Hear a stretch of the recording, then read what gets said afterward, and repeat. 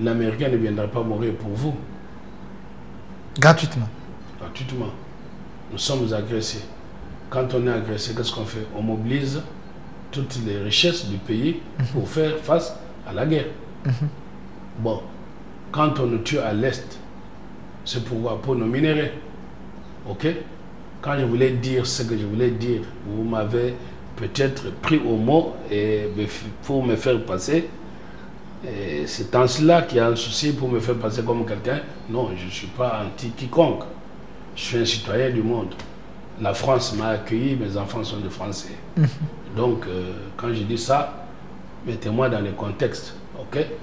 Alors, qui a signé l'accord avec le Rwanda pour les minéraux de l'Est? C'est l'Union européenne. Est-ce que dans le sous-sol rwandais, il y a les minéraux? La réponse, non. Non, j'ai vu récemment, il y a même une semaine, ils ont ouvert leurs mines à la presse internationale. Il semble que le Rwanda a des mines, a ce qu'on appelle la réserve mondiale de plus de 60%. J'ai vu. Mais apparemment, l'endroit était un peu, petit, mais je ne sais pas comment. Venant d'où? Mais dis-moi, ça existe au Rwanda. Je ne sais pas si c'est fabriqué, mais dis-moi, j'ai vu. Ils volent chez nous pour vendre ailleurs. Nous ne sommes pas à l'est du pays, nous sommes au sud, au Katanga. Au Lolaba ici. Voilà, ça s'est fait aujourd'hui. Je vous dis. Sous l'état des droits, mais est-ce qu'il n'y a pas, il y a pas la sécurité, il n'y a pas assez de gens qui les protègent? C'est pour ça que nous en appelons aux autorités militaires, parce qu'il n'y a aucun site minier qui ne soit pas envahi par les éléments en uniforme. Nous saluons la décision du chef d'état-major général actuel qui voudrait que tous les militaires qui soient sur les sites miniers y quittent afin d'être mobilisés pour la guerre, parce que ça fait longtemps que dans les sites miniers, il y a plus de soldats là-bas. Voilà. Est-ce que c'est leur place? Il y a la police, il y a les brigades. Pourquoi il y a chaque généraux, chaque politicien a ses généraux là-bas? Parce que les Chinois qui arrivent, ils vont donner des millions de dollars et les autorités envoient les militaires dans la brousse. Ok. Mais écoutez, il n'y a pas... Je viens du Katanga et j'ai compris que les minéraux, c'est une source de conflit. De l'agression. De l'agression. Ok. Et parce que quoi, les minéraux génèrent l'argent. Et l'argent, c'est le nerf de la guerre. De la guerre. Bon. La République démocratique du Congo, notre patrie. Nous avons le devoir de l'aimer et l'obligation de la faire développer à travers notre sens patriotique et nos belles actions. Chers patriotes, il est temps. Rejoignez-nous dans la campagne citoyenne et éducative de sensibilisation sur le changement de mentalité.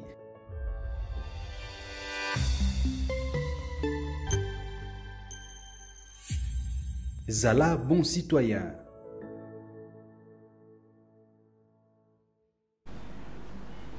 Sois le bienvenu, fidèles téléspectateurs. Une fois de plus, nous sommes très contents et vous également, vous étiez très nombreux.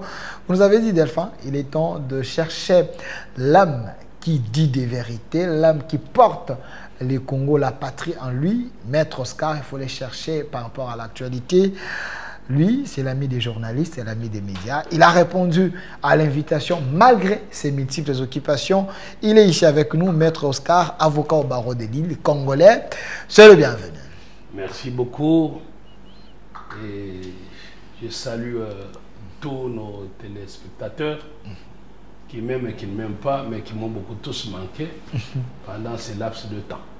Alors, Maître Oscar Moubiaï, quelqu'un m'a dit, avant d'abord que nous puissions parler de ce sujet très important, l'agression rwandaise, Félix Tshisekedi peut-il compter sur la cohésion interne? On va en parler.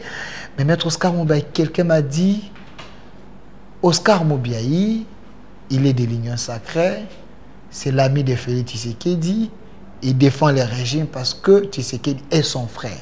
Vous les faites pourquoi? Pourquoi vous défendez les régimes face à tous ces chaos que l'opposition a constatés?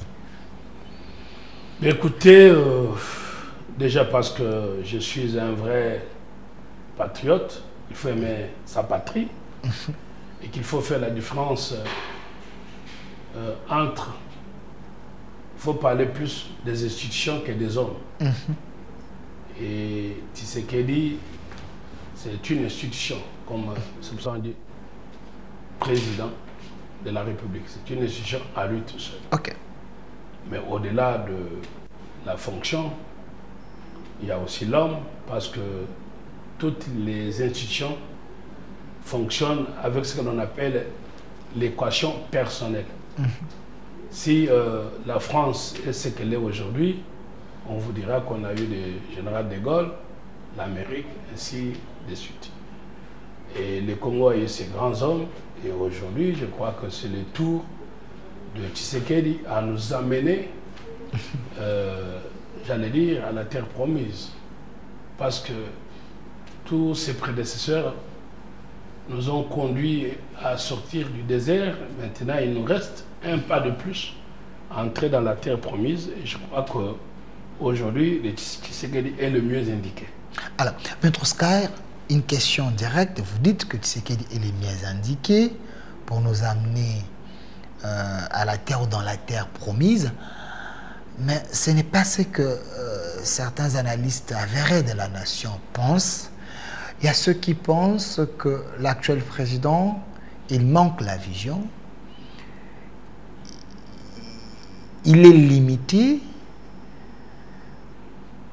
Grâce à ses décisions, aujourd'hui, il a amené le pays dans les gouffres. Ceux-là qui disent comme ça, se basent sur les chaos constatés. Est-ce qu'ils ont tort? Ils ont largement tort. D'abord, pourquoi? Quand ils disent qu'il manque la vision, quand vous prenez les leaders de la génération de Tshisekedi, de l'opposition, voire du pouvoir, les hommes politiques que l'on considère leaders, ils ne sont pas nombreux au Congo. Ils sont comptés au bout du doigt. C'est pour cela, quand ils disent dialogue, dialogue, vous allez retrouver les mêmes hommes. Donc ils ne sont pas nombreux. Quand vous le prenez, vous demandez quelle est la vision de tous ces hommes politiques actuels du Congo. Quelle est leur vision? Vous ne trouverez pas une vision derrière. Quand vous prenez Tshisekedi père, on retiendra de lui les peuples d'abord. Quand vous prenez Kabila père, on retiendra de lui ne jamais trahir. Quand vous prenez Kabila fils, qu'est-ce que vous retenez? Quand vous prenez Tshisekedi fils, il va vous dire qu'il faudra que la richesse du sol l'emporte sur le sous-sol. C'est une grande vision. Maintenant, il y a les questions de la matérialisation de la vision. C'est là qu'il y a un problème de casting, ça il faut le reconnaître, qui il choisit pour l'accompagner dans la matérialisation de sa vision.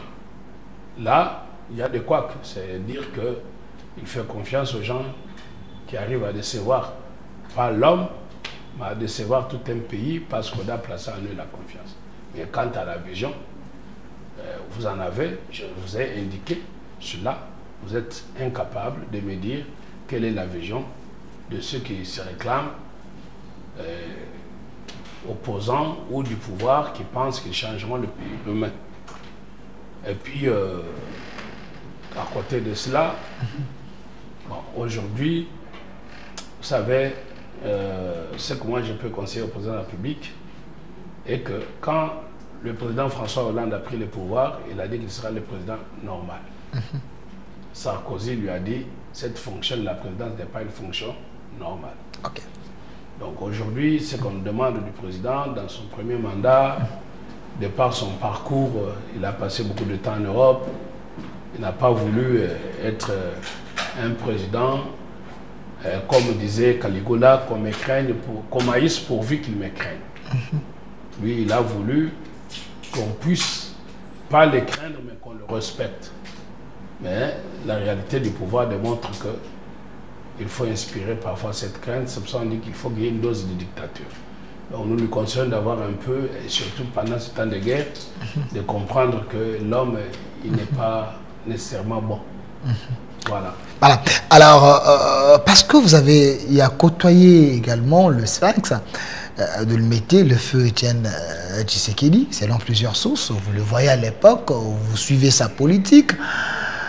J'ai suivi le président Jean-Marc Abound, le président de l'Alliance pour les changements, ancien président AU de l'UDPS, ancien premier vice-président de l'Assemblée nationale, l'homme qu'Etienne Tshisekedi avait appelé héros.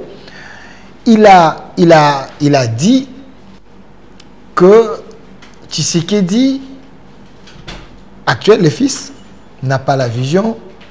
De deux, c'est un dictateur. De trois, ce n'est pas la bonne personne qui peut relever les défis du Congo. Kabound les connaît mieux que vous. Kabound a raison? Non, je crois que Jean-Marc Abound, qui venait fraîchement de la prison, a manqué l'occasion de se taire. Il a manqué l'occasion de se taire. Je l'ai suivi dire que la prison apprend toujours à quelqu'un. Donc c'est une école de la prison. C'est pour ça qu'on appelle ça le centre de rééducation. Ben, je trouve que de ce côté-là, en tant qu'homme politique, il n'a pas appris le silence. Parce que Obama disait qu'il faut, je ne sais pas, il y a l'autre homme politique, je ne pense pas que ce soit Obama, mais de toute façon, même l'ancien président reprenait ça et beaucoup, on dit souvent que il faut parler que quand les mots sont plus forts. Joseph Kabila. Bon, même l'ancien premier, ce n'est pas de lui. Ok. Bon, il le disait aussi souvent. Donc, je crois que quand on est homme politique, quand on s'exprime, la parole porte. Quand je dis qu'il a manqué de se taire, parce que quand il vous dit qu'il a trouvé beaucoup de généraux en prison. Surtout les Katangais. Surtout les Katangais. Bon, je crois qu'il a manqué le devoir de réserve parce qu'il ne sait pas pourquoi ces gens sont en prison. Ils ne sont pas jugés, il n'y a pas eu un procès, ils sont là sans respecter les prescrits de l'état de droit. Il n'est pas sorti de la prison pour cesser d'être homme politique et devenir l'homme des droits de l'autre, défenseur des droits de l'homme. Non, mais quand il dénonce, c'est un politicien majeur. Il connaît la politique de l'UDPS, c'est la liberté d'expression, c'est le peuple d'abord. Il dénonce ce qu'il a vécu. Un homme politique n'est pas dans la dénonciation. Ok. Un homme politique, c'est un responsable parce qu'il est censé incarner l'état de demain. Vous voulez dire que Kabou n'est pas responsable? Moi, je n'ai pas dit ça. Moi, je juge ces propos qui n'ont pas été responsables. Tenez, il ne peut pas ignorer, il est mieux placé pour le savoir qu'entre les Katangais et les Baluba, il y a ces passés noirs qu'il faut conjurer et qu'il y a, je ne dirais pas qu'il y a la haine, mais c'est le peuple où il suffit de peu d'huile sur le feu pour que ça enflamme. En ce moment, on a besoin de la cohésion, de l'unité nationale. Ce n'est pas le moment où on doit dire de Tshisekedi, qu'on va dire c'est Moulouba, qui a arrêté les généraux Katangais, injustement. Qu'est-ce qui est renvoyé comme message derrière? Que le peuple katangais se soulève contre les Baluba. Et vous savez qu'il suffit. Ça, c'est votre conclusion. Tout comme il pouvait aussi dire qu'il y a les Bamongo, les Batétés là qui sont là de manière injuste, mais les Kapatons, il a cité des gens qui sont là, qui sont connus comme des généraux katangais. Jusqu'aujourd'hui, il n'y a pas eu procès selon Kabound, ils sont là de manière injuste et par la volonté des hommes. Écoutez, moi, ce que je retiens est que il y a plus de généraux katangais dans l'armée que toute autre tribu. C'est vrai ça? C'est connu. Vous pouvez vérifier. Tous les généraux qui sont dans l'armée, 80% ont été nommés par qui? L'ancien président Kabila. Joseph Kabila. Son prédécesseur. Ok. Il y en a eu même 9 qui étaient laissés en tuyau, en chantier. Et quand le président Tshisekedi est arrivé, il les a nommés par son ordonnance. Ok. Vous vous imaginez combien il est homme d'État qui va concrétiser ce qu'avait laissé son prédécesseur en les nommant généraux. Ok. Et c'est ce que l'on appelle la continuité de l'État. Même celui qui garde le commandant de la garde républicaine, Ephraim, il est également de l'Est. Il aurait été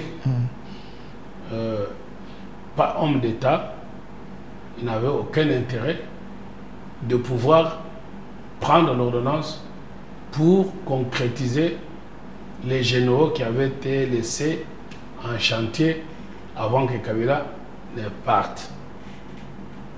Première considération. Et vous le savez, deuxième considération, nous avons eu, lors de la cohabitation FCC Cash, les ministres qui se sont refusés d'exécuter les ordonnances de sécurité. Vous voyez un peu l'humilité de l'homme et la grandeur de l'homme. C'est parce qu'il y avait un deal, il y avait un accord. Némi Moulin avait dit qu'il y avait un accord, donc il semble qu'il respectait cet accord. J'ai été toujours un peu sévère avec surtout les gens que vous citez. C'est pas du professeur Némi Moulin, ancien directeur de cabinet du président honoraire. Vous savez ce que je pense de certains professeurs. Je pense que... Donc j'étais sévère de gens qui se disent, comme vous dites, professeurs, intellectuels, mais qui sont restés décolonisés mentalement. Retirer, c'est quand même fort. Non, je ne suis pas contre lui, mais je parle de l'homme noir qui est colonisé mentalement. Okay. Si on a été décolonisé, parce qu'on nous a enlevé les chaînes, mais la mentalité est restée colonisée. Donc, pour dire qu'il y avait un deal, c'est parce qu'il a fallu que l'ancien ministre de la Défense, Jean-Yves de Vridian, ou si je décroche son nom, vous connaissez l'ancien ministre de la Défense français, Jean-Yves, qui avait dit que l'élection de Tshisekedi était un deal. Bon, deal entre qui et qui? Bon, on n'a jamais trouvé ça. Eh bien, toutes les élections ne sont toujours jamais parfaites. Vous avez vu Trump, quand il a perdu les élections, vous avez vu des échauffourées au niveau du Capitole pour la première fois aux États-Unis. On n'a pas dit qu'il y avait deal. Vous avez vu Madame Clinton perdre les élections à presque peu de points. On n'a pas dit qu'il y avait deal. Vous avez vu l'élection de Bush contre Al Gore. On n'a pas dit qu'il y avait deal. Mais quand c'est africain, on dit qu'il y a deal. Mais puisque Tshisekedi est le seul à nous avoir permis aujourd'hui, désormais, que tous nous puissions dire que notre adversaire et notre ennemi, c'est Kagame. Bon, quand au Rwanda, Kagame gagne les élections avec 89,9%, aucune voix ne s'élève, aucun doigt n'est pointé pour dire que ça, ce n'est pas la démocratie. Donc voilà. Et pour revenir à Kabound dont vous me parliez, je vais indiquer que pour l'histoire, depuis que le Congo est Congo avec Kasavubu, Mobutu et consorts, c'est seulement Tshisekedi qui a nommé successivement 2 chefs d'état-major katangais. 2, successivement. Okay. Aucun président ne l'a fait. C'est vrai ça? Aucun. Je vous renvoie à l'histoire. Okay. 2 chefs d'état-major. Même Kabila n'a jamais fait ça? Il n'a jamais fait ça, même Kabila. Okay. C'est Tshisekedi qui l'a fait. Donc Tshisekedi aime les Katangais.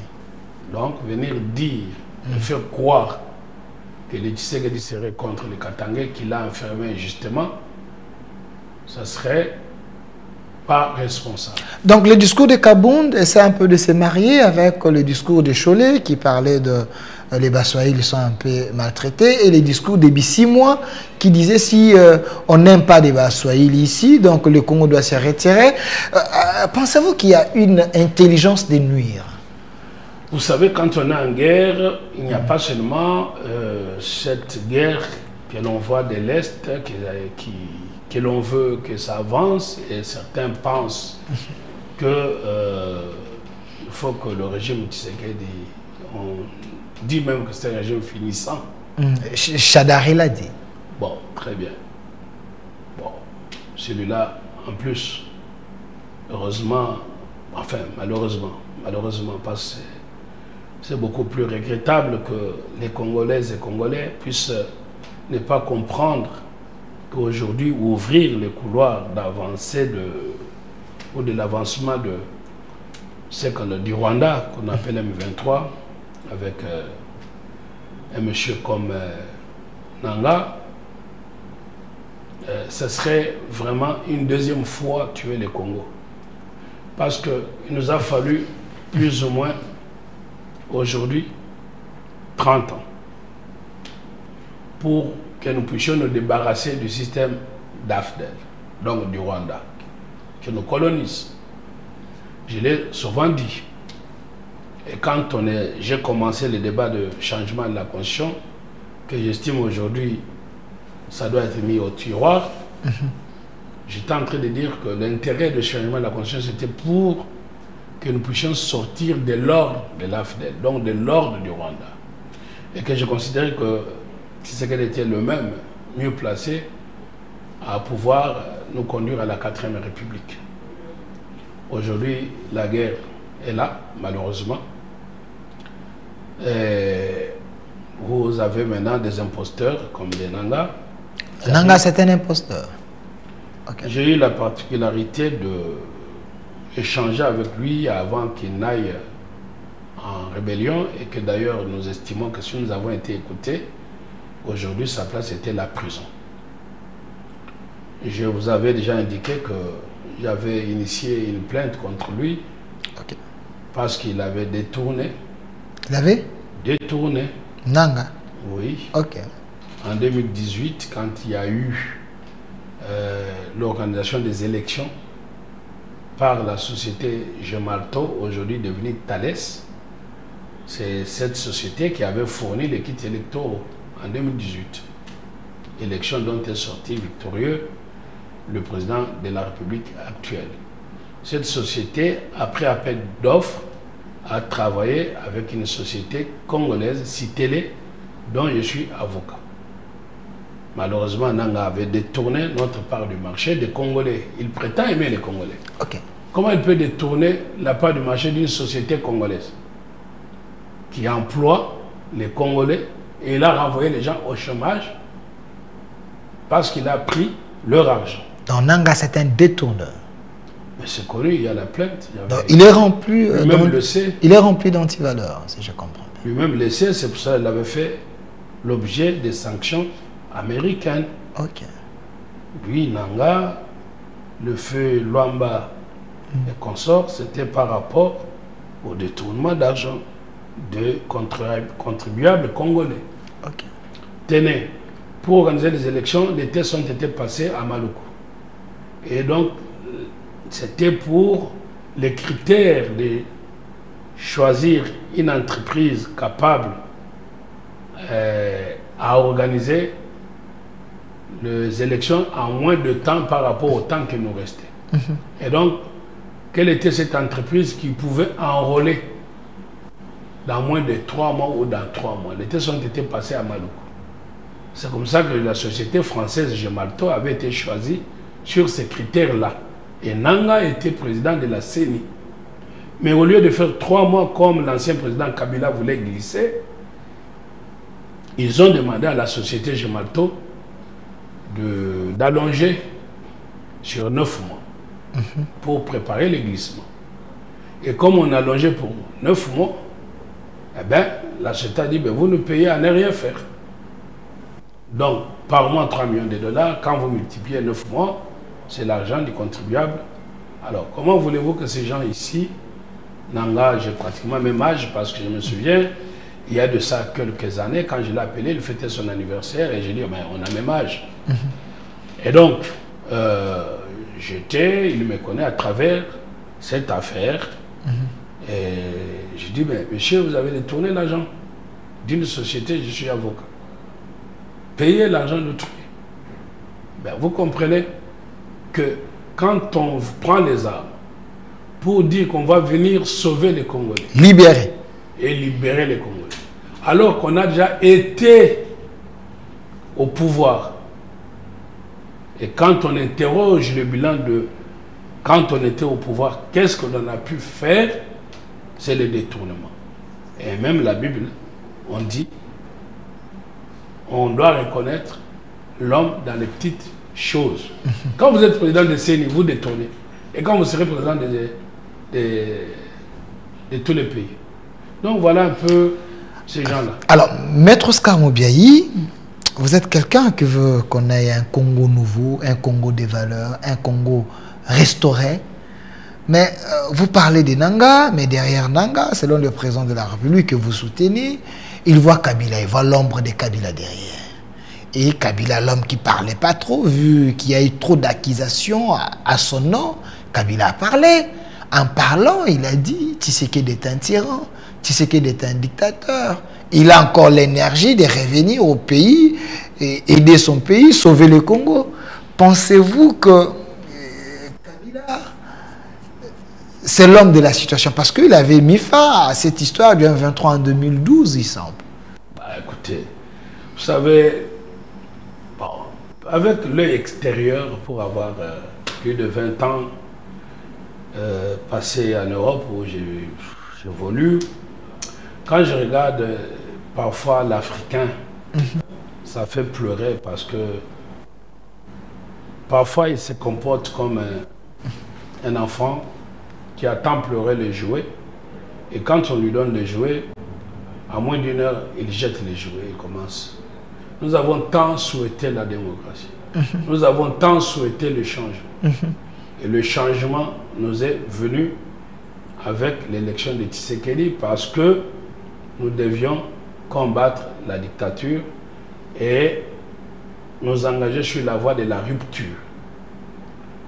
Que dit la Constitution que Monseigneur Cholet a soutenu et a dit qu'il ne fallait pas la changer? Cette Constitution dit mettre fin au mode d'accès au pouvoir par les armes. Le seul et l'unique président qui est arrivé au pouvoir par voie de bulletin de vote qu'on appelle démocratie, que nous chérissons, c'est Tshisekedi jusque-là dans l'histoire du Congo. Kabila est venu par les armes. Quand Tshisekedi passe au pouvoir, je me suis dit que nous avions une chance en or d'un côté d'avoir un président né et grandi dans la culture de la paix. Parce que son père, Tshisekedi, c'était un homme de paix, la non-violence. Et de l'autre côté, nous avions un ancien président, le seul qui a vécu, a resté en vie après son mandat, qui est Kabila, grandi dans la violence.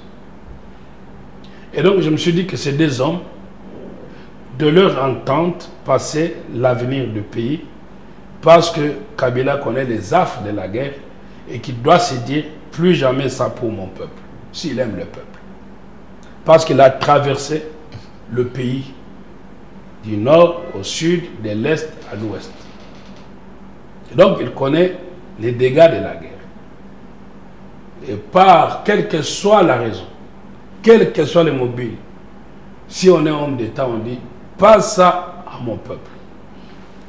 Aujourd'hui, si l'on soutient la rébellion, ne fût-ce que la prise des Goma, ça fait combien de morts? Aujourd'hui, on parle de casse. Nous avons connu, et moi j'étais étudiant au Katanga, j'en viens. Nous avons connu l'épuration ethnique au Katanga. Et vous pensez si on déséquilibre le pays aujourd'hui, alors que l'État Tshisekedi est encore au pouvoir, le régime est encore là, en Malemba Ngulu. Koulou. C'est quoi?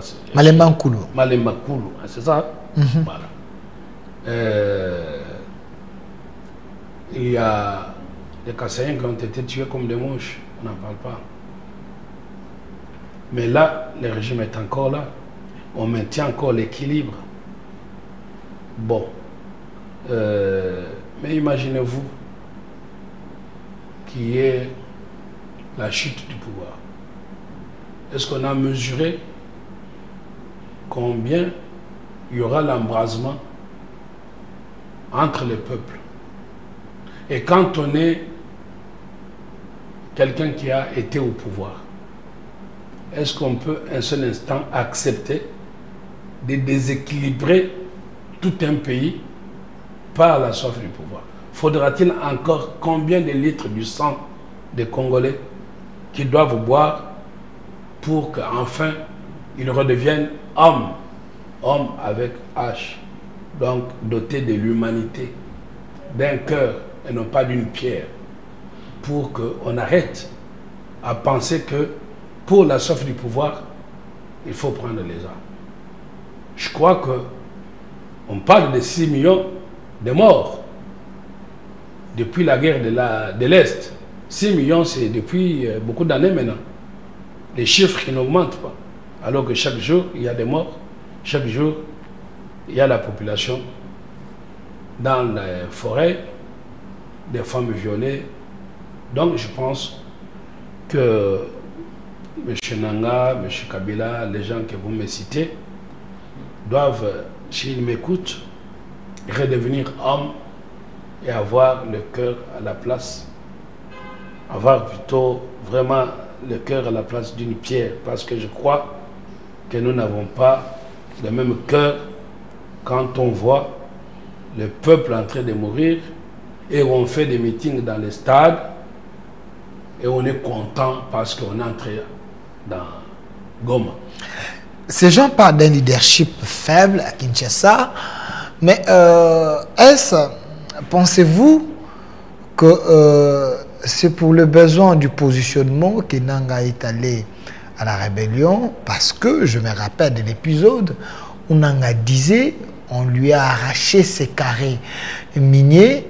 Pensez-vous que nos minerais, c'est la source des malheurs des Congolais? Quand on arrache des mines comme ça aux gens et ces gens ont le chèque en blanc pour aller faire la guerre. Mais écoutez, il n'y a pas... Je viens du Katanga et j'ai compris que les minerais, c'est une source de conflit. De l'agression. De l'agression. Ok. Et parce que quoi, les minerais génèrent l'argent. Et l'argent, c'est le nerf de la guerre. De la guerre. Bon. Maintenant, je crois qu'il y a lieu absolument, et c'est un impératif, à pouvoir réguler. Assainir les secteurs. Assainir les secteurs. Vous savez que bon, les gens ont acclamé les réformes dites Kabila pour avoir libéralisé le secteur minier. Et comme on a ouvert le secteur minier aux entreprises, code minier. Avec les codes miniers, il y a quoi? Qui exploite les minéraux? C'est les capitaux étrangers. Ok. Parce que pour l'exploitation des mines, les Congolais n'ont pas de capitaux à mettre dans l'exploitation des mines. C'est l'histoire des millions, des milliards de dollars. Est-ce qu'on n'a pas de Congolais, des milliardaires, des millionnaires? Tshisekedi, vous dites qu'il n'a pas de vision, il a voulu en faire. Maintenant, on lui fait la guerre. Avez-vous entendu, depuis que vous êtes là, né, un politicien qui a eu la volonté de faire des Congolais des millionnaires? Il n'y en a pas eu, c'est Tshisekedi qui a dit ça. Mais on ne lui laisse pas le temps de faire des millionnaires congolais.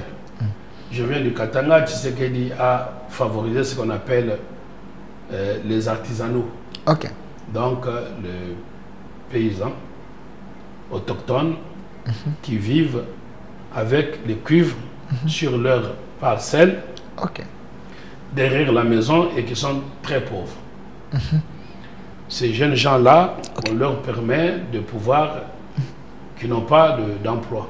On leur donne l'emploi ils s'organisent en coopérative et ils vont exploiter les minerais à l'artisanal pour qu'ils les revendent et qu'ils aient de quoi vivre. Ok? Ça, c'est Tshisekedi, avec des Sa Mbappé. Ok. Sauf que malheureusement, ces jeunes gens font l'objet de beaucoup de tracasseries. Ce matin, on m'a envoyé les images, je n'ai pas voulu vous les donner. Ok. On m'a envoyé les images de jeunes gens qui sont sur un site minier vers Lualaba, précisément dans le village de Kisanfo. Et ils ont exploité, ils ont mis dans les sacs, parce qu'ils vendent les sacs aux Chinois et ils ont l'argent. Mais ils se sont retrouvés envahis et on a ravi de force leur exploitation. Les marchandises. Là, nous sommes pas à l'est du pays, nous sommes au sud, au Katanga. Au Lualaba ici. Voilà, Ça s'est fait aujourd'hui. je vous dis, Sous l'état des droits, mais est-ce qu'il n'y a pas, il y a pas la sécurité, il n'y a pas assez de gens qui les protègent? c'est pour ça que nous en appelons aux autorités militaires, parce que il n'y a aucun site minier qui ne soit pas envahi par les éléments en uniforme. Nous saluons la décision de chef d'état-major général actuel qui voudrait que tous les militaires qui soient sur les sites miniers y quittent afin d'être mobilisés pour la guerre, parce que ça fait longtemps que dans les sites miniers, il y a... Bon, il y a plus de soldats là-bas. Voilà. Est-ce que c'est leur place? Il y a la police, il y a les brigades. Pourquoi il y a chaque généraux, chaque politicien a ses généraux là-bas? Parce que les Chinois qui arrivent, ils vont donner des millions de dollars et les autorités envoient les militaires dans la brousse. Okay. C'est ça la réalité. Alors, en même temps, moi j'étais amené à être consulté par une société qui se plaignait qu'elle était en train d'être pillée par la famille présidentielle, dit-on, par amis et connaissances du pouvoir. Dans l'ancien président, sa famille? Nous parlons de l'actuel président. Ok, ok. C'est ce qu'on dit dans les réseaux sociaux. Oui, oui, il semble qu'ils sont dans les carrés miniers, ils sont... Mais quand j'ai commencé de plus près à vouloir trouver la solution pour cette société qui m'avait consulté, je me suis rendu compte que cette société avait organisé elle-même les pillages par son PDG qui pillait à travers un circuit et on faisait porter les chapeaux à la famille présidentielle. Oh! Ouais, donc la société se faisait piller. Mais on marchandait les noms de la famille présidentielle. Bon, quand je dis ça, je me dis qu'il faut vraiment avoir l'œil ouvert dans ce secteur-là. Et quand je dis ça, il y a parfois des rumeurs et je ne suis pas venu. Après, on va me faire encore tout un procès, qu'il est tshisekéliste, qu'il est ceci, qu'il est cela. Vous m'avez présenté comme l'homme de l'Union sacrée, je n'ai jamais été dans l'Union sacrée. Non, j'ai dit les gens pensent que vous êtes dans l'Union sacrée. Moi, j'ai créé une ONG qu'on appelle État de droit en marche. En marche. Et l'État de droit passe par le respect des droits privés. Et ces droits privés, les droits que vous devez avoir, vous et moi, sur vos biens, c'est pour ça qu'on l'appelle dans la Constitution les droits sacrés. Et donc, je défends les gens dont les droits sont bafoués. Mais il semble qu'on vous entendre parler, l'état des droits dont vous défendez est cosmétique, parce que jusqu'à aujourd'hui, ça titube encore, parce que s'il y avait l'état des droits, les gens... C'est pour ça que j'ai dit que les droits en marche. Ça veut dire qu'on est comme un enfant qui est né, il apprend à marcher, à courir, et à arriver finalement au terminus. C'est aussi de la même manière que l'État. L'État, la démocratie, on l'apprend. Et même les pays de vieille démocratie, la démocratie est un idéal, n'ont jamais atteint. On y court. C'est pour ça que j'ai dit État de droit marche. C'est pour ça que je dénonce la tracasserie policière contre les artisanaux, je dénonce ou j'interpelle à ce que il y ait, je salue la décision d'abord par décision du chef de l'État qui a demandé qu'il n'y ait plus aucun militaire dans les sites miniers. Est-ce qu'ils vont respecter ça? Ben, je crois que le chef de l'État et le chef d'État-major général actuel a instruit à ce qu'il n'y ait pas ça. Et mais c'est un système déjà installé, maître. Il ne faut pas seulement parler. Il ne faut pas suivre les politiques parce que... Il faut se battre contre le système. Et pour de mauvaises langues, je veux dire que si les minerais, ça produit beaucoup d'argent, si le président de la République qui est à la tête du pays, si ce système profitait comme l'on en pense, et je ne suis pas en train de dire que parce qu'on est frère du président, quand on est frère du président, sœur ou famille présidentielle, on n'est pas interdit de faire les commerces, donc on peut le faire dans tous les domaines. Mais maintenant, dans l'ordre et dans la légalité. Et donc, si ça... Dans un membre de la famille présidentielle, s'il a des moyens, il peut suivre les lois et puis... donc, c'est pas interdit. Non, c'est pas interdit. Quand les opposants disent la famille présidentielle, donc ils disent ça à tort. Donc, il n'y a aucune loi qui interdit à un membre de la famille présidentielle d'entrer dans les jeux et puis respecter la loi. C'est pour ça qu'on a dit on a libéralisé. Ah, ok. Alors, maintenant, quand on a dit ça, il faut qu'on comprenne très bien. On doit faire les commerces dans le respect de la loi. Ok. Et si maintenant vous vous dites membre de la famille présidentielle, vous sortez de la loi, là, vous ne rencontrerez pas Maître Oscar en train de vous soutenir. Il va le dénoncer. Même le chef de l'État, il est très dur contre sa famille. Pour des dossiers qui m'avaient été donnés, ou la société qui m'a confié les dossiers estimait qu'elle était en train d'être pillée par amis et connaissances et membres de famille, je suis allé, j'ai trouvé que cette société, c'est elle-même qui pillait en se rendant victime. Ça, c'était une page. Vous me dites par rapport à l'ancien président.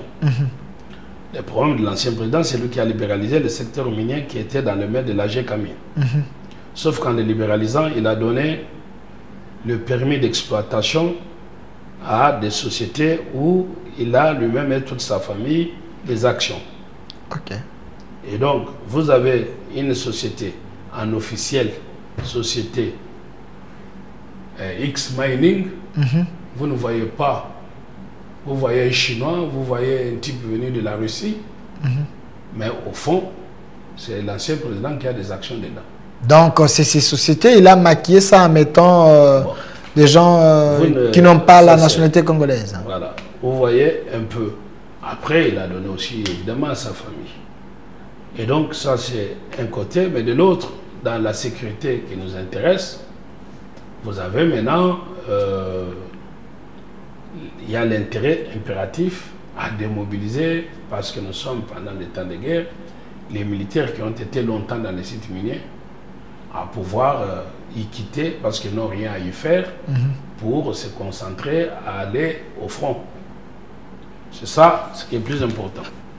Alors, Maître Oscar, parce que ces secteurs nous créent des problèmes, il y a un débat sur la place publique que les États-Unis, ces puissants du monde, ils sont à la base de l'agression, de rébellion, tout simplement pour déstabiliser l'équilibre d'un pays et pour voler nos minéraux et ils sont prêts à tout pour avoir nos richesses.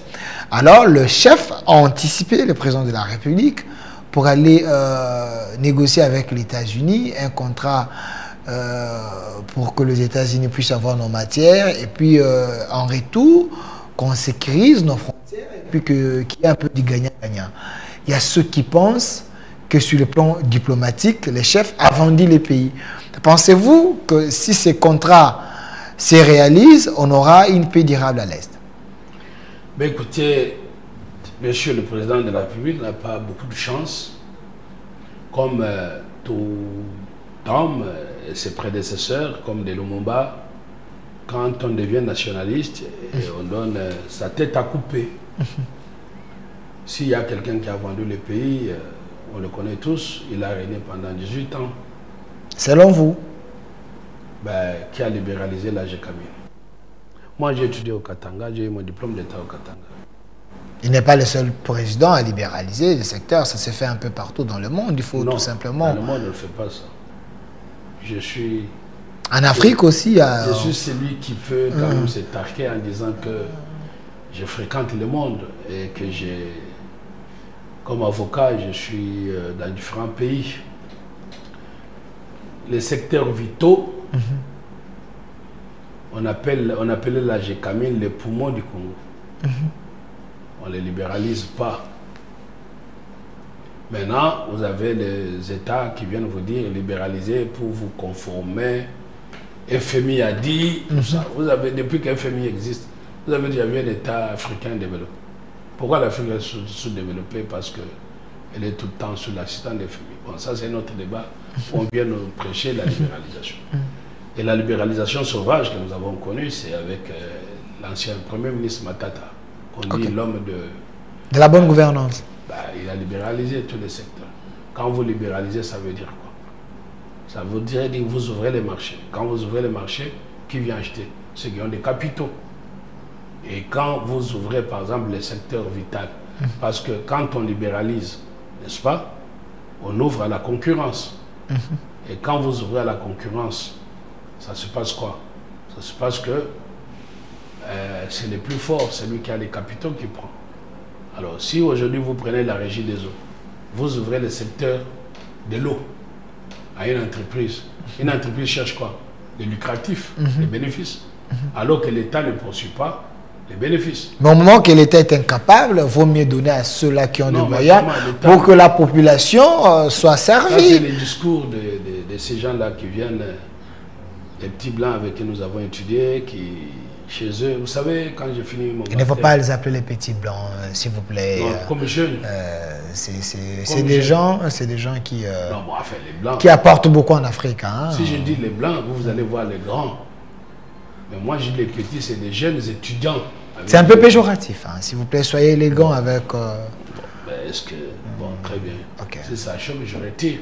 Mais est-ce que quand nous on dit qu'on va nous nettoyer au Karcher, ce n'est pas méchant?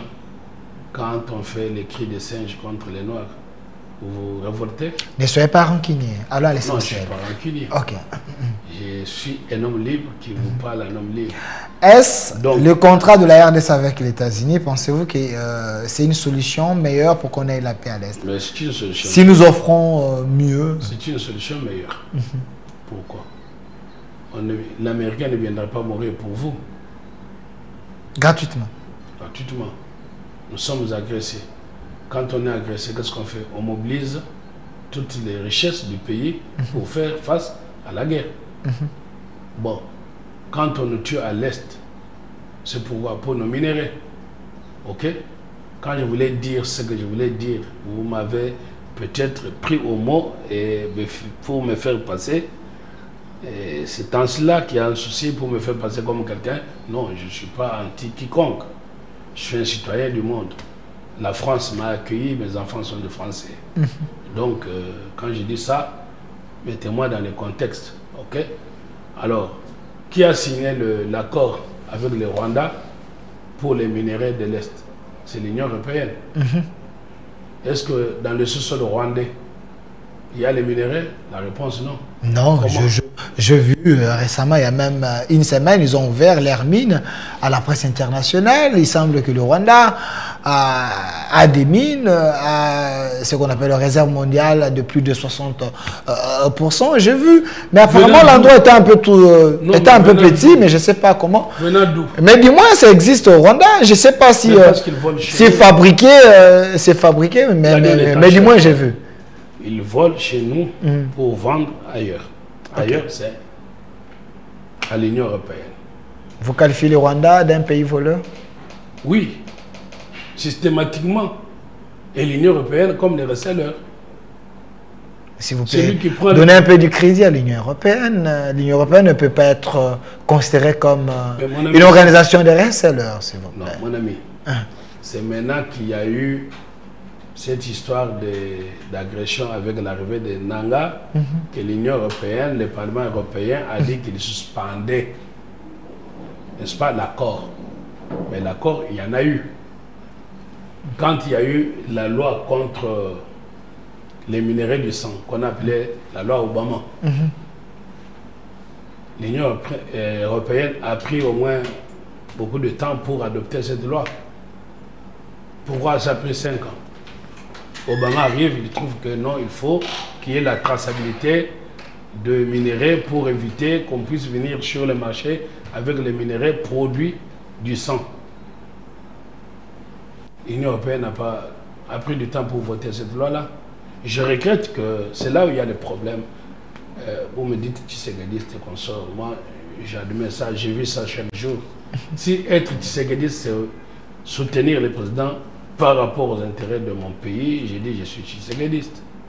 Mais je ne suis pas Tshisekediste au sens d'acclamation, d'apologie.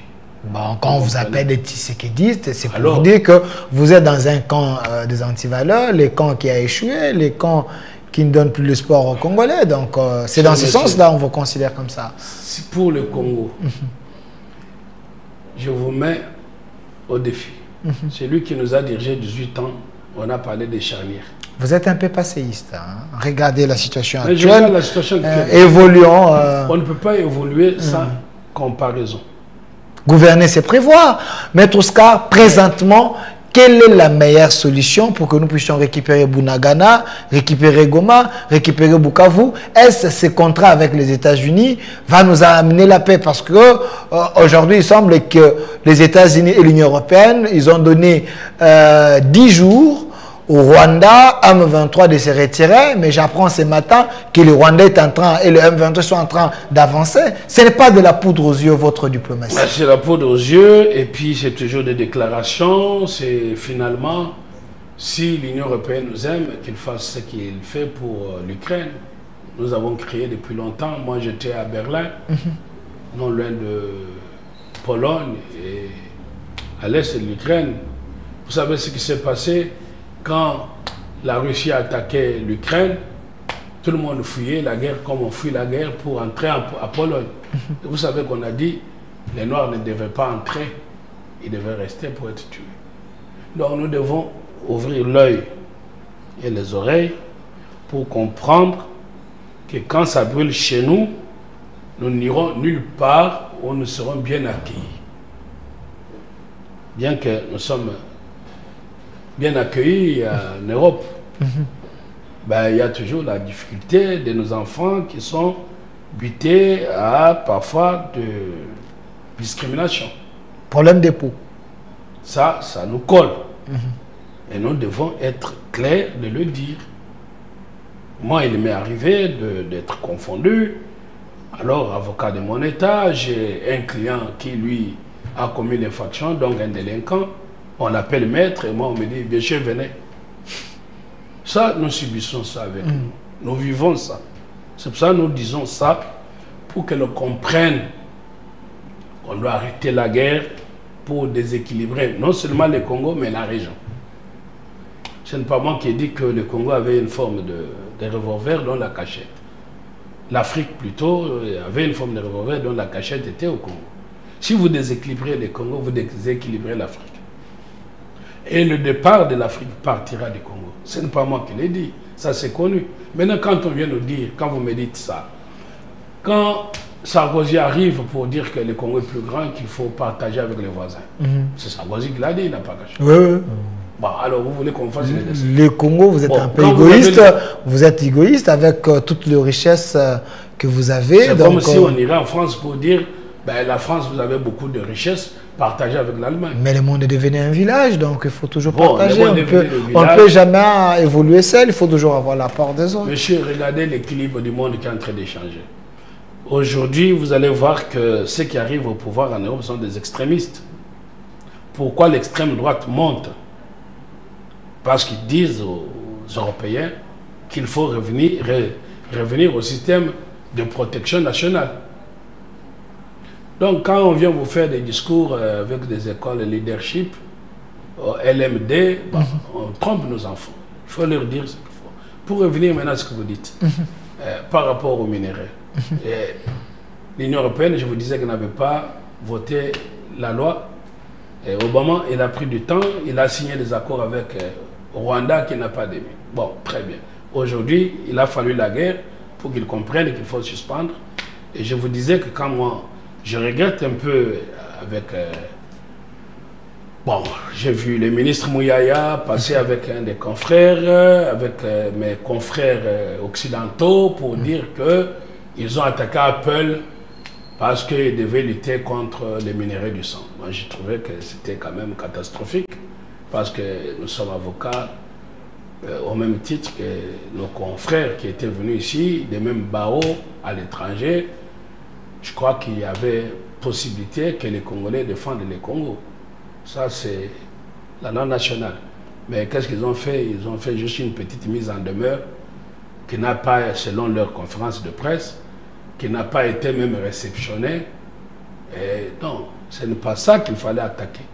Je crois que de ce côté-là, nous interpellons quand même le président de pouvoir mobiliser des ressources humaines congolaises pour faire les choses. Maître Oscar, donc, je pense que... vous êtes dans la diversion. Vous ne me répondez pas. À quelle question? Est-ce l'accord entre la RDC et les États-Unis serait un accord important pour qu'on ait une paix durable à l'Est? Mais je vous dis que déjà oui. Ok. Je vous ai répondu, je vous répète encore, bon, ce qui est repris deux fois. Est-ce qu'on a vendu les pays? Parce que les opposants pensent que c'est un peu des trous. Non, j'étais en train de vous dire quoi? Les pays, c'est un mot qu'on dit, on a vendu les pays. Quand on est en guerre, on réquisitionne même les biens des privés. Quand vous les faites, des Pierrot Loara, des Nanga, ainsi de suite. Pour faire face à la guerre. Or, là, on n'a même pas réquisitionné les biens des privés. Non, je vous ai cité des privés. Les journalistes, c'est Pierrot Loara et Corneille Nanga. C'est bien, c'est entre les mains de la justice. Mais les rebelles, on a même mis aussi 5 millions et 4 millions. 5 millions et 4 millions pour celui qui va les livrer à la justice. Donc tout ça, ce ne sont pas les privés. Les privés, c'est un citoyen congolais ou un étranger qui investit légalement. Ah, ok. Maintenant, quand vous êtes face à un rebelle, c'est un ennemi du peuple. Un ennemi du peuple, on saisit ses biens. Et quand on le voit, on l'arrête, à défaut de les tuer sur le terrain de guerre. D'accord? C'est ça un ennemi. Un ennemi, on le traite en tant qu'ennemi. C'est pour ça, moi, Maître Oscar, depuis longtemps, je disais, par rapport à la nationalité, moi, je préconise, et s'il y a des députés qui m'entendent, ils viennent, ils prennent ma proposition de loi pour dire, c'est lui qui a pris l'arme contre le Congo, s'il a une autre nationalité dont il s'était déjà réclamé, on lui retire la nationalité congolaise. Alors, et moi, Maître Oscar, j'ai dit, nous devons prendre une loi pour dire que celui qui a pris l'arme ne puisse pas gouverner. Parce que nous avons un recyclage des gens qui prennent les armes. Prenez les anciens rebelles, sont tous ministres, sont au pouvoir aujourd'hui, sont les rebelles d'hier. Parce qu'il n'y avait pas eu de loi empêchant aux rebelles d'accéder au pouvoir.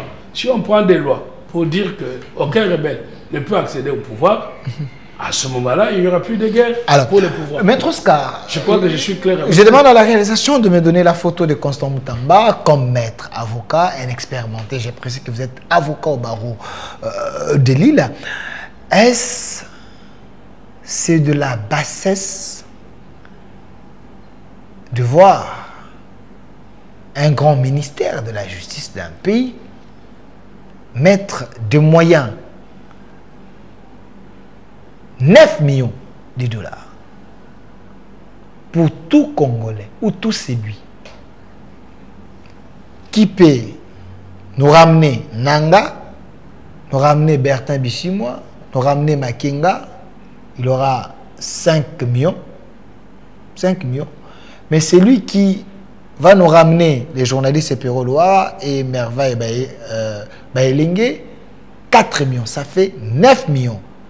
Au moment que le pays a besoin d'acheter des armes, il y a les enseignants qui ne sont pas payés. Il y a des déplacés de guerre qui cherchent à manger. Pour les autres, pensent que le ministre fait du populisme, des gaspillages. Est-ce qu'ils ont raison?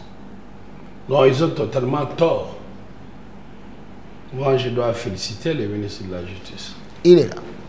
Et au lieu de mettre beaucoup d'argent comme ça, tout ce que je peux lui demander, qu'il le mette à ce que nous puissions initier des procédures en Europe où ces gens-là se cachent. Et au niveau aussi de regarder les mécanismes de ces pays pour que ces gens-là soient traduits devant la justice.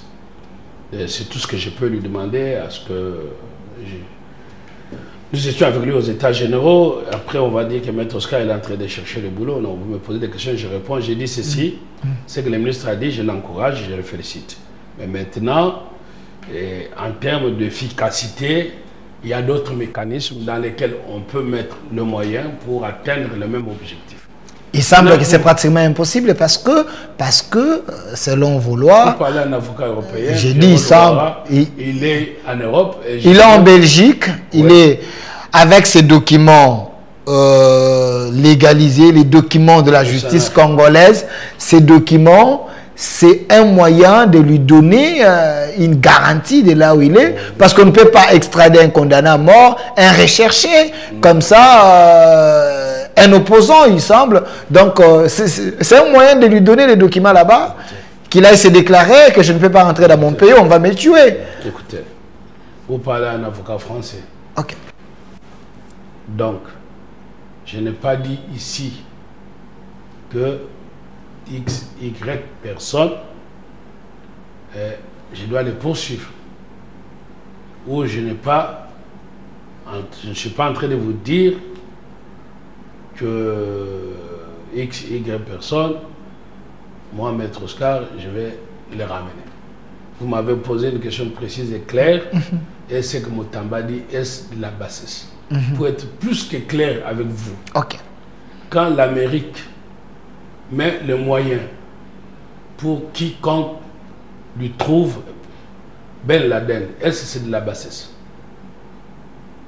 Vous pensez que les hommes que Corneille Nangaa est en train de faire tuer sont des sous-hommes par rapport aux Américains que Ben Laden a tués?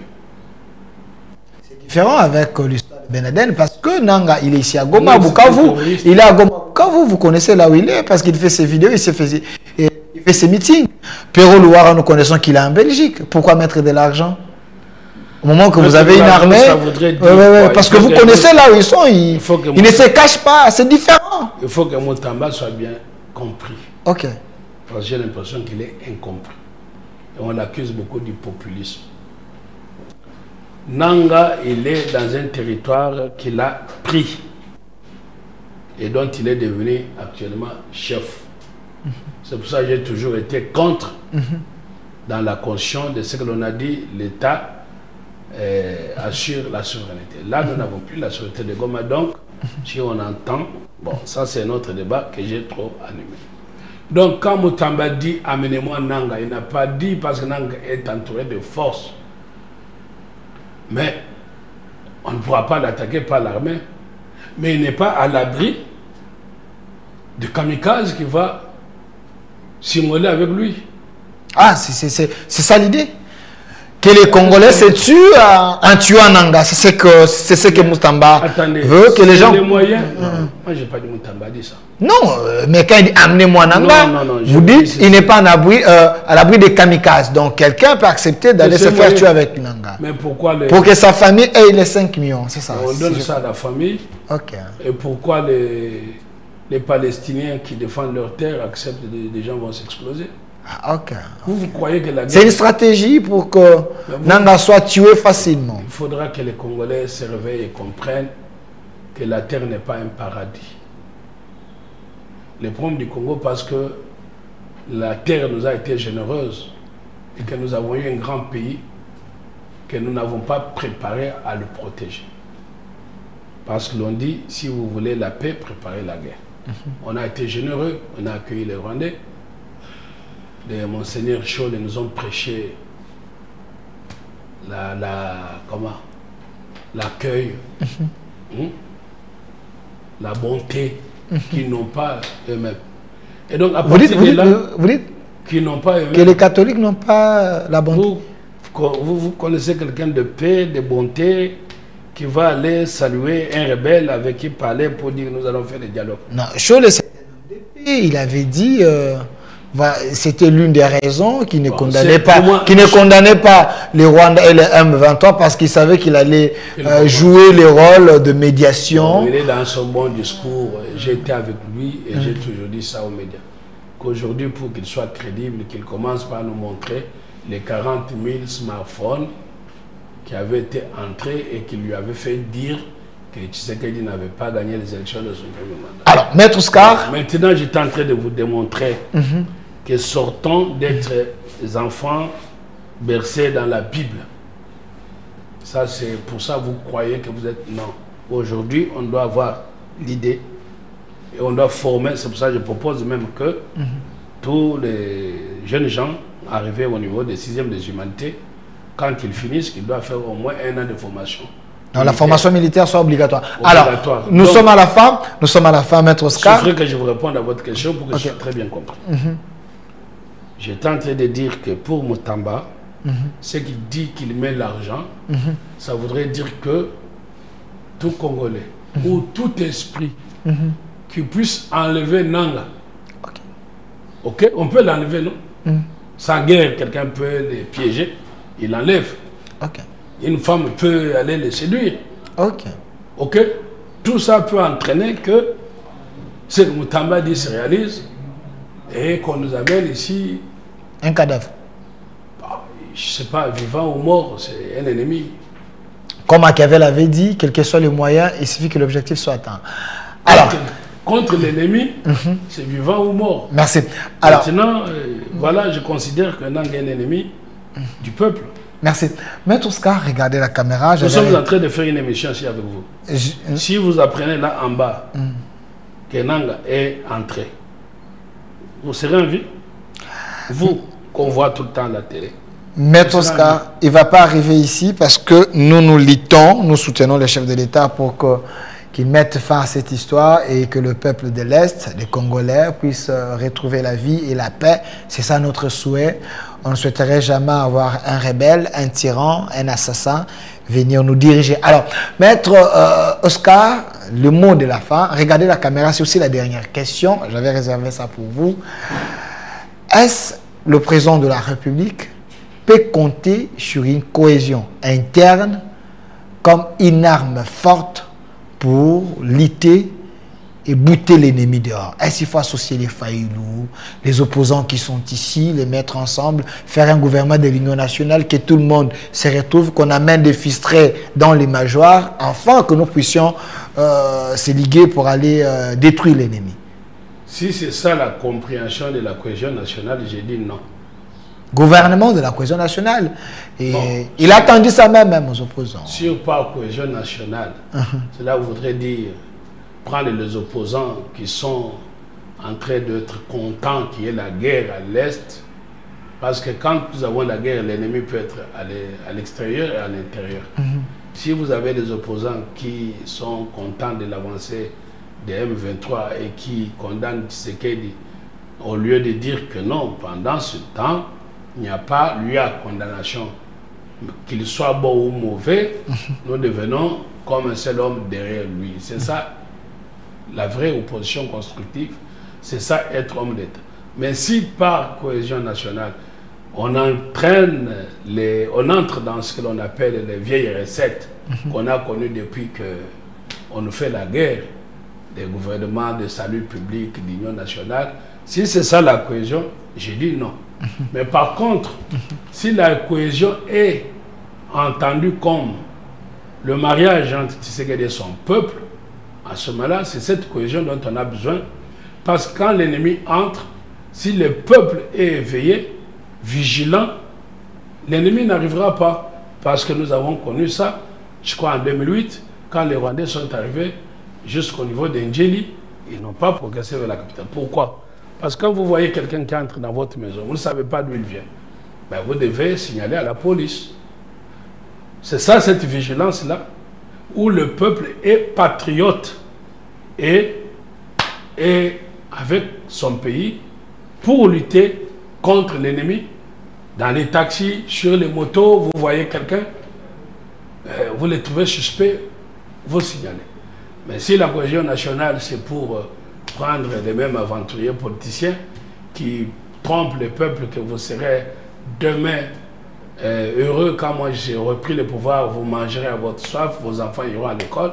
Donc ils promettent au peuple le bonheur qu'ils vivent aujourd'hui pour demain. Si c'est ça la cohésion nationale, on aura pris les mêmes troubadours et on n'aura rien.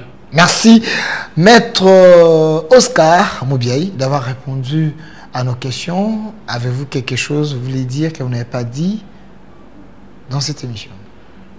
Bon, si ce que je n'ai pas dit suffisamment, c'est ce que je viens de dire en dernier.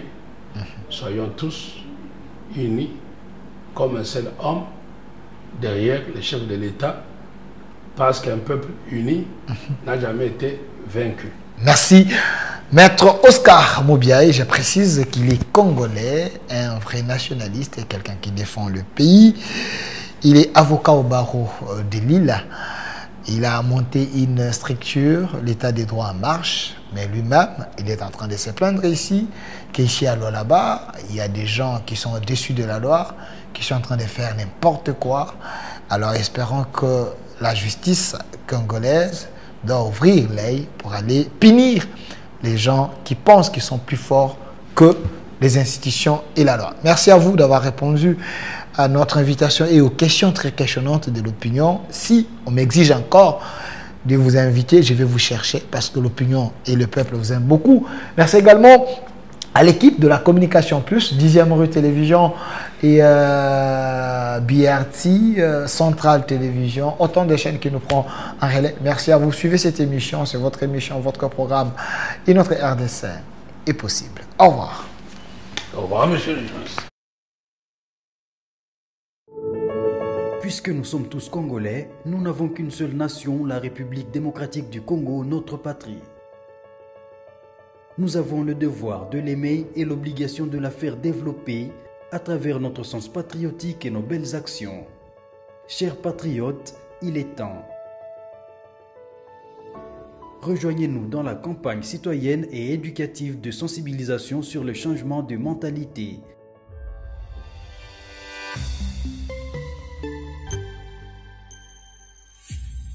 Zala, bon citoyen.